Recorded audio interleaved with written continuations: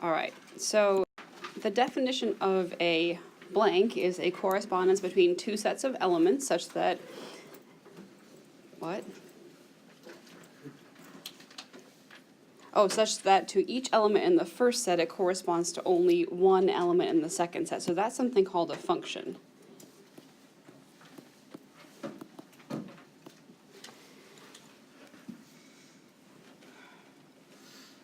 So every element in the first set corresponds to only one element in the second set. The first set is called the domain, and the second set is called the range. And when you talk about functions, the first thing that you often talk about, you talk about functions where you have like just lists of ordered pairs. And I draw some, like the X bubble and then the Y bubble, so the domain bubble and the range bubble. So in the domain bubble go all of the X values, and each one that's unique is listed once. So what are the X values in that set? Yep, -2, -1, and 0. And the fact that -1 occurs twice doesn't mean it gets listed twice. You only list each unique number once. And that's the domain. That's the first set. What are the Y values that go to the range?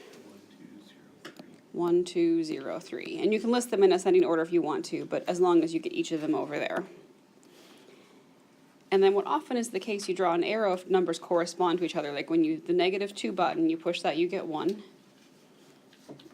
What does the -1 button give? 2. 0 gives 0. And -1 also gives 3. So the question is this a function or not?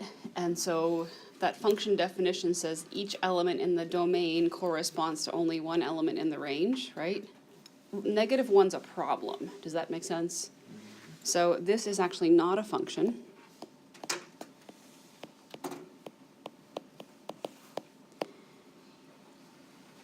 Could you just look at the x's and see? You could look at the x's and see that there is a repeated x with two different y's, and you could say, yes, it's not a function. That would be exactly how you would tell without having to draw a picture. I also, yeah? If -1 had the same r, would it be? If -1 went to 2 both times, then it would be okay. Yes? Isn't there like something called a vertical line test? There is something called the vertical line test. That's example 3.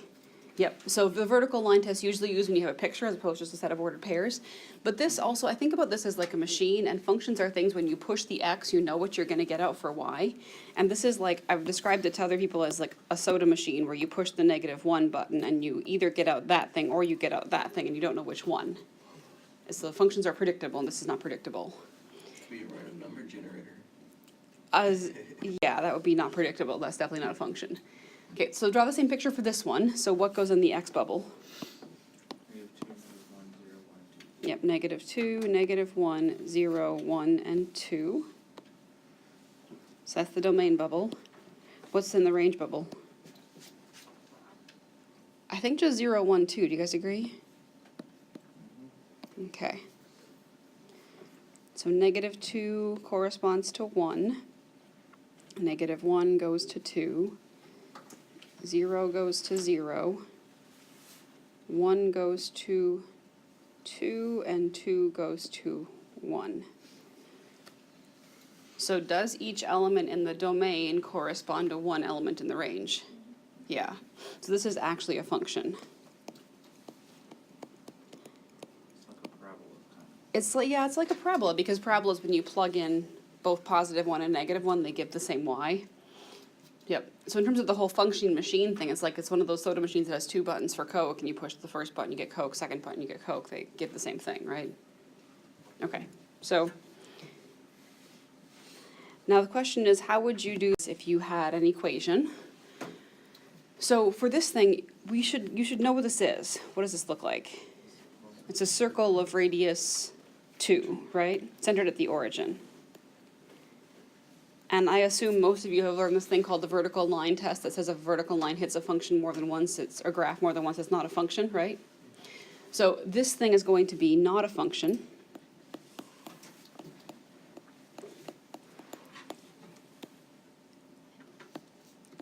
And you can tell that either by knowing what the picture looks like, or if you don't, if you try to solve for y and you have to insert a plus minus when you do so, then it's also not a function. So for example, if I tried to get y by itself in this, I think we did that earlier this semester, we'd have y squared equals 4 minus x squared, right? And when you square root both sides, you have to say y is plus or minus the square root. Does that make sense? And so that plus minus thing means y goes to or 1x goes to two different y values. So either way, if you know it's a circle, great. If you don't, not so bad. What kind of roots must you insert a plus minus? Is it all of them? Just the even ones, does that make sense? So like in this next thing, my guess is none of us know what this looks like, right? Myself included. I don't know, I'm just a graph to figure it out. But let's suppose we try to solve it for y.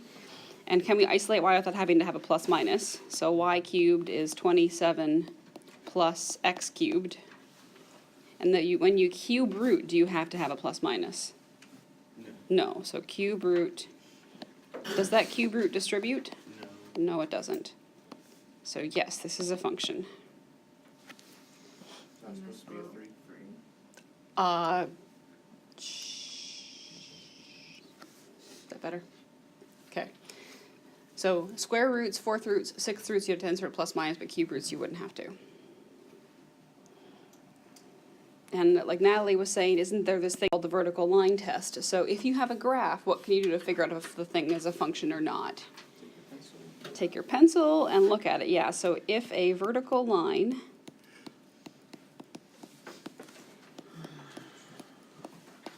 hits the graph more than once, right?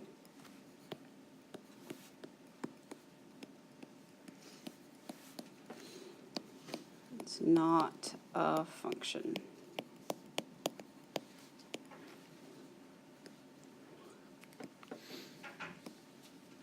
So for example, like if this was 1, that's the x value. There are 2 y values that come from that x equals 1. Yes, Tani? Yes. Oh, it's complicated. Hold on a second. Okay. So if any vertical line hits your function more than once, it's not a function. So circle, not a function. What about something that's like this? Does any vertical line that you have hit that graph more than once? No, so that's going to be a function, right? What if I flip-flop that thing and make it go like this? And then this is not a function, right? Will not pass. This, I think what you meant, I know what you meant. Yes, it will. Yeah, yes, it will cross, exactly. So those should be really easy to tell. You should get those things right now, Alex, right away. Yes? Okay. So the other thing, so what we're going to focus more on today is how we deal with function notation. So given f of x equals 4 over 2 minus x, find the following things. So f of 4, that means plug 4 in for the x. You guys seen that before? Okay. So that's going to be 4 over 2 minus 4. So that's 4 over, what's 4 minus 2 minus 4? Is it negative 2? So this is negative 2. So your answer is that f of 4 equals negative 2. Does that notation mean f times 4? No. Goodness heck no, okay? The nice thing about this notation is that what it tells you is that 4 was your input and negative 2 is your output. It's another way of writing an ordered pair. Does that make sense? The number inside the f is your x and the number outside is your y? Okay. So how about f of 0? Or f of 2? Sorry. You get 4 over 2 minus 2, which is that 4 over 0, which is undefined. So f of 2 is undefined.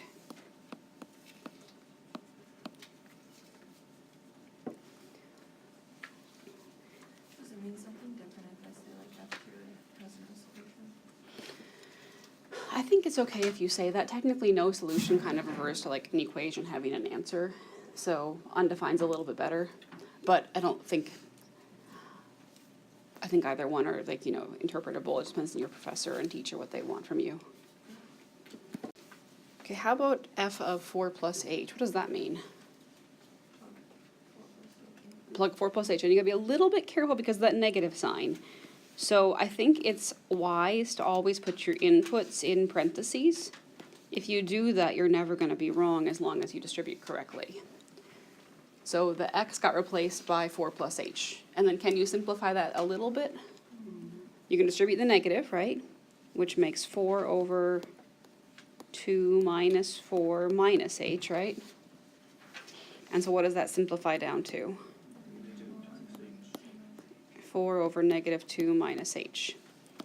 Is this the same thing as negative 4 over 2 plus h? This? Okay, so does that make sense? Why? Because I multiply the top and bottom both by negative 1 or factor out the negative 1, but those are the same thing.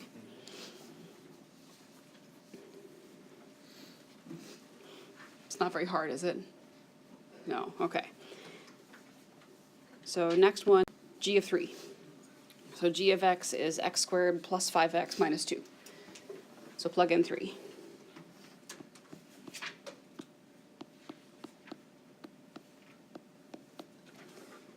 So what's that? 9 plus 15 minus 2. Do you guys agree? I got 22. Yep, because I got 24 minus 2 is 22. So when you input 3, your output is 22.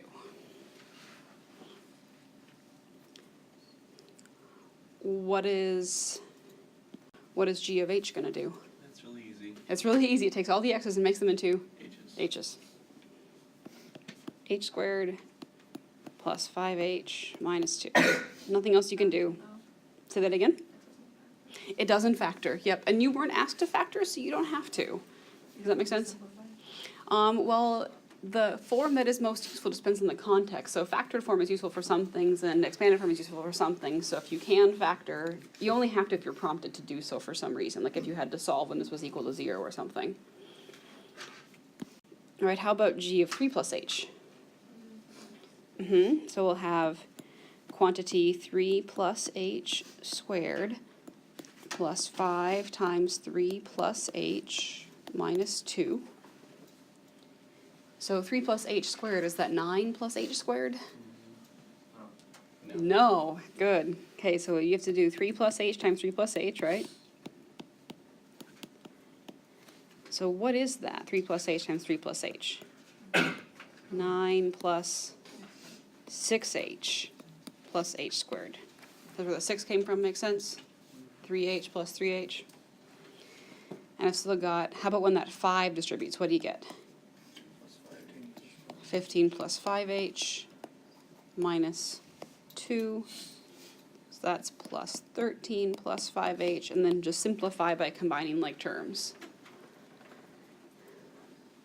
So h squared, very good, plus 11h plus 22. Okay, that's just simplifying stuff, right?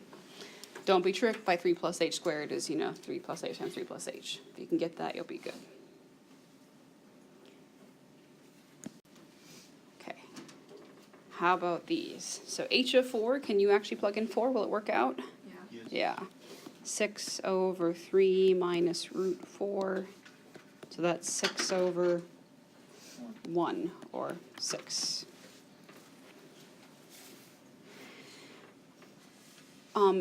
Do you notice that B and C look awfully similar? So if you look at B, it's h of 9x, and C is 9 times h of x. So this one means to plug 9x in, right? Okay. What does the other one mean to do?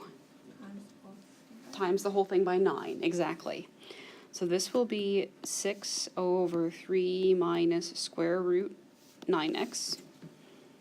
And you can't square root x, but can you square root the 9? Yes. Yeah.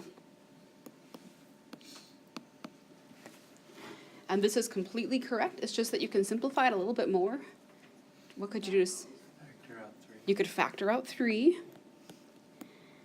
So you have, do you have to rationalize? Not unless I say to do so. So you get 6 over 2 minus 1 root x. Does that make sense? How those 3's went away?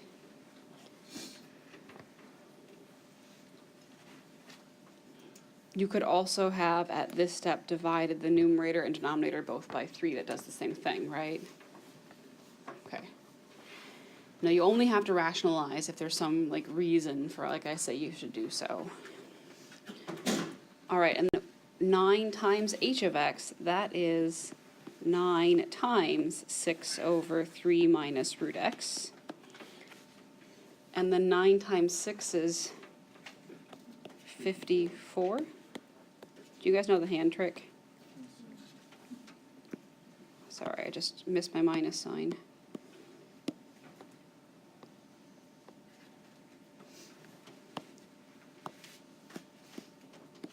Okay, 3. Can that thing be simplified at all? Other than possibly rational? There's no easy, like, dividing numbers out and things that can happen, is there? Okay, so that's it.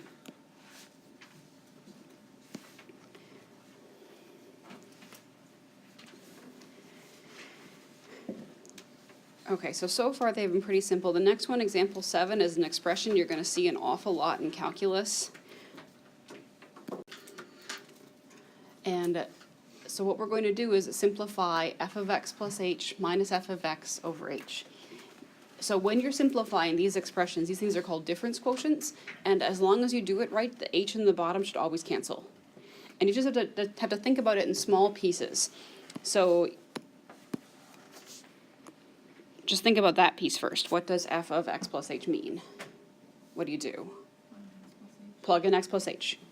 So we have 7 plus 3 parenthesis x plus h minus x plus h quantity squared. That's the whole plugging in x plus h business. Does that make sense? Okay. The next part says take away f of x, right? So that means plug in x, which is the original function, isn't it? So minus 7 plus 3x minus x squared, and you have to put parentheses there because you must take away the whole thing, you got to parenthesize it. And then all of that is just over h. So does everyone understand that the step we did where we plugged x plus h and really isn't any different than the previous things we've done? So it's just like algebra on steroids, okay? It's like just long and tedious. And then from there, you just simplify. So the first thing you can do is distribute the 3, right? And the negative. So we'll have 7 plus 3x plus 3h minus, gotta figure out what x plus h squared is. X squared plus 2xh plus h squared. Great. And once again, because of that whole minus sign in front, you need parentheses. That's one place you could mess up. And then when that negative distributes, the thing in front of the blue stuff, you get minus 7. And what comes next? Plus 3 minus 2x. I mean, no, minus 3x. Minus 3x Plus 2x. plus x squared. Yeah, it's okay. It's Monday morning. We're all tired. All over h. And then lightly cross off stuff that you know is going to cancel. So I say lightly because I don't want you to scribble it else so I can't see what it was. Does that make sense? So do the 7s cancel? Yeah. Yes. What else cancels? Negative The 3x and negative 3x, exactly. Negative x squared. Yeah, this x squared will cancel once that negative distributes. Does that make sense? Okay. All right, so think about what's left behind. What's left behind is 3h, and then what else? Can you have a h squared? Oh, this should be h squared. Yes, thank you. Yep. Minus 2xh minus h squared. So the h in the bottom will cancel. Yep, and now that every single term in the numerator has an h, you can actually divide out the h. Does that make sense? And so when you divide out the h, you get 3 minus 2x minus h. Yes? In order, I still put h, I put negative h squared minus 2xh plus 3h divided by h. Negative h squared minus 2xh. Did you say plus 3h over h? It doesn't matter, as long as it's the same thing, yep, it doesn't matter. The order is not incredibly important. And it's especially tricky here because when you've got two variables, it isn't clear who's supposed to go first. Does that make sense? So if I was checking that problem for correctness, what I'd be checking is, do you actually have all of the right terms? Does that make sense? And the order isn't very important. Because officially, addition is commutative and you can change order, right? So if it's the same thing, I'm not gonna dock you for it. Okay. Now, another big idea with functions is how you find domains and ranges. So remember how back on the first example, the domains were the x's and the ranges were the y's? Yeah. Oh, sorry, on that last page. Yeah. All right, so if the function we have is defined by an equation and the domain is often not stated explicitly, what they assume is that you have this thing called the implied domain, and that is the set of all real numbers so that you get real values for the dependent variable. So in general, the domain is the set of all the x values, and the range is all the set of the y values. And so you've got to figure out what are the x's that are going to make real numbers in general. And the way you can do that in general is just by, it's probably often easier to look at stuff that you can't do.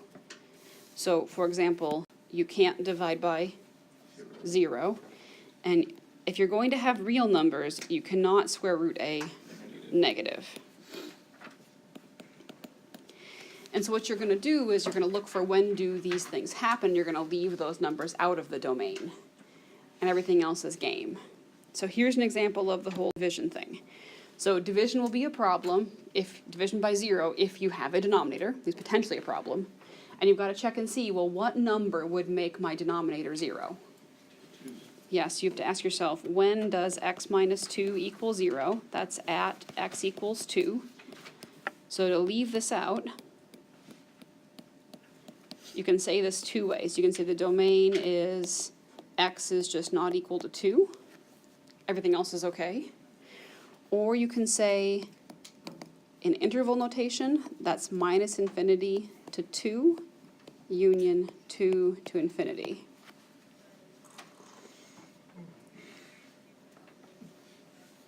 But you only leave one number out, and this notation is how you say, okay, well, everything up until 2, and everything past 2, but not 2 itself. I know that's longer to write it the second way, but you've got to be able to go back and forth between the two of them. Technically, the book might want inequality notation, which is not this. So what would those intervals be as an inequality? Do the first one. The first one would be x is less than 2. Does that make sense? What's the second one going to be? And you would say or in between them, right? Either you're smaller than 2 or you're bigger than 2. So those are the two notations.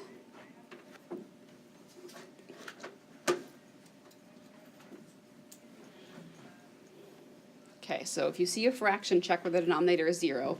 It is occasionally the case that denominators will not be 0 if you have the right kind of thing down there. Also write that as one inequality. No, you can't. Ands yes, ors no. Okay. All right, so how about this one? Is there any kind of funky business going on? There's no division, right? There's no square roots, right? So is there any number that you can't square and add 5 times the number to? No. No, so this domain is all real numbers.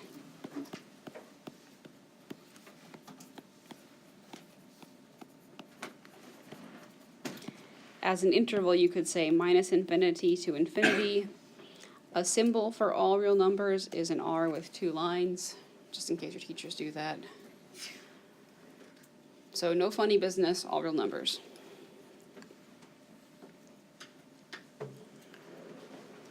Part C has 2 funny things. Can't have a negative. Yeah, so part C is tricky because you have a square root and because you have a fraction, right? So the first thing is for this square root sign, does it make sense that x has to be bigger than or equal to 0? Okay. And you also have to leave one more thing out because you've got a fraction, right? So Yeah, what is gonna make is 3 minus square root x, does that ever equal 0? X is not. When x is 9. So x equals 9 is a problem and must be left out. Does that make sense? Okay. So as an interval, everything from 0 up to 9, but not including it, is okay, right? And then everything from 9 on to infinity. Does that make sense? What would that be as an inequality? Remember how to write, this first one is a between one, remember where the x is in the middle? And you have less than 9, bigger than or equal to 0, does that ring a bell? And you'd say, or x is bigger than 9. Honestly, the interval notation is probably like a lot more common, so. Okay, so just be careful about having to leave additional numbers out. So that one comes with the two things put together.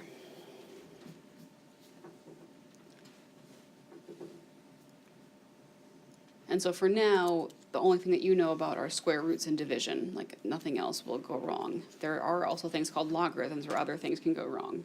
Did you guys remember about logarithms ever? Maybe, okay. All right, so this one, just a square root, right? So the stuff that you're square rooting has to be positive, doesn't it? So you've got to check and see the 3x squared plus 4. When is this bigger than or equal to 0? Sometimes, always, never, for specific numbers. That's always bigger than 0. Does that make sense? So this is always true. And because it's always true, the domain is minus infinity to infinity. It's always true as long as it's greater, so we always assume it's gonna be greater than 0? Well, what you do is you set the stuff inside the square root sign bigger than 0 and try to solve it. And if you were trying to solve this, you'd say, oh, well, 3x squared is bigger than or equal to negative 4. And no matter what you plug in for x, positive number, negative number, 0, that's always true. Okay. Does that make so sense? So do we have to put in our answer that if it's under a square root like that, that it's greater than or equal to 0? That is what you would do to check. Like, that's how you check and see. You try to solve this expression and see, is it bigger than or equal to 0 always or never? Or sometimes. We're trying to find out. Yeah, because you can't square root negatives, right? So not square rooting a negative means that the stuff inside the radical has to be positive, and being positive is being bigger than or equal to 0. Yeah. For your interval notation, couldn't you just put the all real numbers? You could also put the all real number symbol. Yep, that's also fine. Isn't it saying that it's all over negative infinity to? Uh-huh. It's saying that it's including negative numbers? Yep. Think about why. Why is that okay? Because what happens to the negative number first? Oh, it's It gets squared. Yeah. So negative numbers work. Yeah. Versus the next one. So we did one like the next one, I just didn't call it a domain. Remember this? We said, okay, when is this going to be a real number expression? So to figure out when, you take the stuff inside the root sign, and you say, well, my stuff in my root sign has to be bigger than or equal to 0. And if that's true, I'll have a real number. Now, is this thing always true? No. Can you solve that for you? How? How did, Minus 9. yeah, so first take away 9. And then divide by 4. So as long as your u is bigger than negative 9/4, that's going to be okay. What is negative 9/4 as a decimal? 1 point. No, it's not 1 point, it's 2 point. 2.25. So would negative 5 be in the domain? No. How about negative 1? Yes. Okay. As an interval, this would be negative 9/4 to infinity. or you could use negative 2.25. But that's how you deal with radicals. You say, okay, well, how would the stuff in my root sign, what makes that stuff positive? Being positive means bigger than or equal to 0. So we have that in part C as well. Why is part C a little bit more tricky? Denominator. There's a denominator. So first of all, let's just think, what do you have to leave out because of the denominator? Or 1. X can't equal 1. Does that make sense? Okay. And also, the x plus 4 has to be bigger than or equal to 0. So x has to be bigger than or equal to negative 4. And as long as x is bigger than negative 4, you can square root it, no problem. Okay, so what would that be as an interval? Negative infinity to, oh wait, no, not negative infinity, negative 4 to 1. Negative 4 to 1, very good. And then 1 to infinity. 1 to infinity. You could think x being bigger than negative 4 means you've got a closed circle at negative 4, and you go over that way, right? And all you do then is you leave out 1. So why do we check the top? You check the top because it's a square root sign. Okay. So that's the two things you can't do. You cannot square root a negative, and you cannot divide by 0. So the dividing by 0 is the denominator, and the square root sign tells you, like, you gotta say what numbers make that positive. What if the square root sign was in the denominator? Like, so for example, just add this one on because it just could happen to you. What if I said h of x was the reciprocal? X minus 1 over root x plus 4. What changes? You can have 1 now. Does that make sense? 1's okay. Would I solve x plus 4 needs to be bigger than or equal to 0, or would I solve x plus 4 must be bigger than 0? Plus or minus. No. No plus or minus. Bigger than 0. Yeah, so why this one? Why would I not say equal to? If it does equal 0, then you have an undivided. If it did not, if I would say that thing was equal to 0, it means the denominator is 0 and you can't divide by 0, right? So in general, square roots, you have to square root positive numbers, right? Positive numbers means bigger than 0, and if the root's in the numerator, being equal to 0 is okay. But if it's in the denominator, also, the root can't equal 0. Does that make sense? So this would be x is bigger than negative 4, or negative 4 to infinity. Okay, they're all a little bit different, so that definitely will be on your quiz. I'd suggest like trying to look at some domain problems either in ALEX or on the practice problems for your quiz to make sure you can do them. Okay, and then the next thing, we'll just talk about some word problems where we're setting up equations from the words hard. So we're gonna suppose that you're a rancher and you're making a pen for your cattle and you have 100 meters of fencing. And one side of your pen is up against a barn, you don't need any fencing there. Express the area of the pen in terms of x, which is the length of the side perpendicular to the barn. So here's the picture. You have your barn. And then you have your fencing. So we're calling this side x, and they're calling that side x. And we're assuming you're making a rectangular fence, not some like weird like hexagonal or circular thing. All right, we're making a rectangle. We have 100 total meters of fencing. So that means that if you're going to use it all up, this total thing has to be 100, right? So if you've used x on one side and x on the other side, what is the remaining side? 100 minus 2x. Does that make sense? Yeah. And then together, all those sides have to add up to 100, and do they? Yep, okay. So express the area in terms of the length of the side. So what this wants is a function that would tell us the area for different kinds of x's. So you know your length is 100 minus 2x and your width is x. What is the area? You're not going to find it exactly. It's going to have x's in it. So it's going to be x times 100 minus 2x.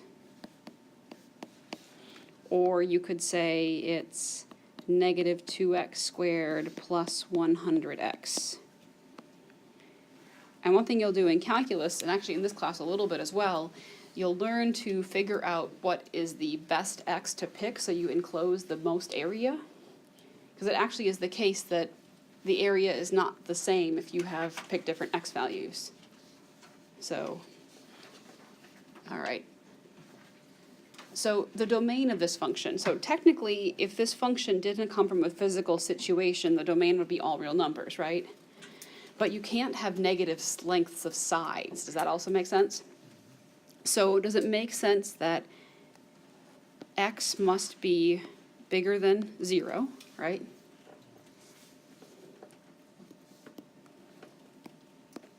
And x must be smaller than some other number.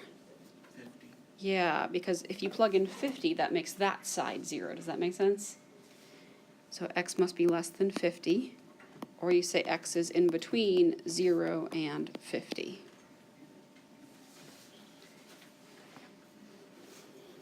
So for this question, because it comes from a physical situation, the domain is restricted to numbers that make sense. How is it less than 50? Well, it makes sense that this side can't be 0, right? And then the other thing is that if you plug in numbers that are too big, the 100 minus 2x could equal 0 as well, or go negative, right? So you figure out when does that 100 minus 2x equal 0, and that happens at 50. And the hardest thing with the calculus problems often is getting the equation in the first place. If you can do that, the rest of it usually isn't so bad. Okay, how about this one? So an observation balloon is released at a point 10 miles from the station that receives its signal, and it rises vertically. Express the distance d between the balloon and the receiving station as a function of the altitude h. So you have your station, and over here you have your balloon. And this distance is 10 miles, right? Now, when math questions refer to distance, they're talking about the straight line distance. The signal travels like up to the balloon, right? It doesn't go over and up, does it? So what kind of shape does that make as long as the balloon actually rises vertically? It makes a triangle, exactly. And this side is h, right? This side is d. So how could you relate d, h, and 10 together? D equals 10 squared. Yep. plus h squared. H squared plus 10 squared equals d squared, or d squared equals h squared plus 100, either way, right? Now technically, if you solve that for d, d is equal to plus or minus the square root of h squared plus 100, but d is a distance, right? Distances are never negative, so your final answer would be d equals positive h squared plus 100. Does that square root distribute? Is it h plus 10? No. Okay. So pretty simple, right? Okay. And then one more, but it's a bit more tricky. So an architect wants to design a window that has an area of 24 square feet, and it's in the shape of a rectangle with a semicircle on top, because they choose to be complicated. So here's what it looks like. Rectangle topped by a semicircle. Those are called Norman windows. So the rectangle is not necessarily a square, right? So this side is x, this side is y. And I'm pretty sure that the question took us from the book. They gave you a picture and they have it all drawn. They're trying to help you out a little bit with that. So they say the area of this window is 24 square feet. So how would you find the area? And they mean like this part plus that top circle part. So what's the area of the rectangle part? Yx, yep. The upper part is half of a circle, right? So it's 1/2 pi r squared. And you can actually figure out r in terms of x. X divided by 2. Yeah, so that whole thing is x. That's the diameter of that circle, right? So the radius is x over 2. So a equals yx plus 1/2 times pi times x over 2 squared. And what was the area equal to? They gave us a specific number, didn't they? 24. So we know that 24 equals yx plus, can I just say pi over 8 x squared? Does that make sense? Okay. All right. So that's some information. Now the question said to express the perimeter as a function of x. So how would you, what's the perimeter of that window going to be? Half of the circumference. It'll be half of the circumference, and it's also going to be, so if I say x plus 2y, does that make sense? Yes. And then 1/2 times 2 pi r, right? Simplifies. Yep, so that's x plus 2y plus pi times, what's r? 1/2 of x. Or x plus 2y plus pi over 2x.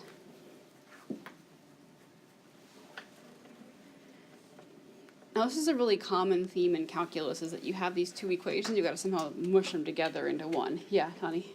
I'm really confused how you got pi over x squared. Oh, because I took the x over 2 and I squared it. Which is I 4. get x squared over 4. Uh-huh. And then you have the over 4 is like 1/4, right? So I write it down. So you got 24 equals yx plus 1/2 pi times x squared over 4.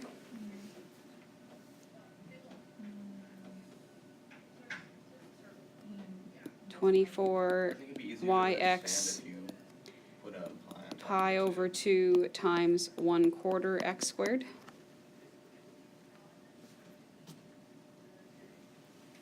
Being divided, Okay. right? Yeah? Okay, then you do like And then 1 pi over 2 times 1/4 is pi over 8, right? Okay, so theoretically speaking, in this equation, could you get the y by itself? How would you start? Divide by y. God, no. No, don't do that. Okay, sorry. That Subtract. I'd subtract the pi, and actually, how about one thing? Can we multiply by 8, just so we don't have fractions? Sure. So if I take that equation, I multiply it by 8. 24 times 8 is 192 equals yx plus pi x squared. Okay, so that came from doing this thing multiplied by 8. Would YX have an 8 as well? Yx would have an 8 as well. Yep, exactly. And now how would you start getting the y by itself? Minus the pi x squared equals 8yx. And now how would you get the y by itself? Divide by 8x.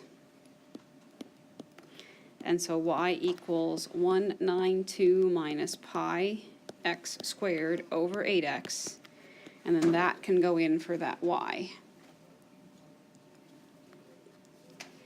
And so we'll not, I already held you over, so I'm going to stop. But I'll put online what that simplifies down to, because it simplifies down pretty nicely.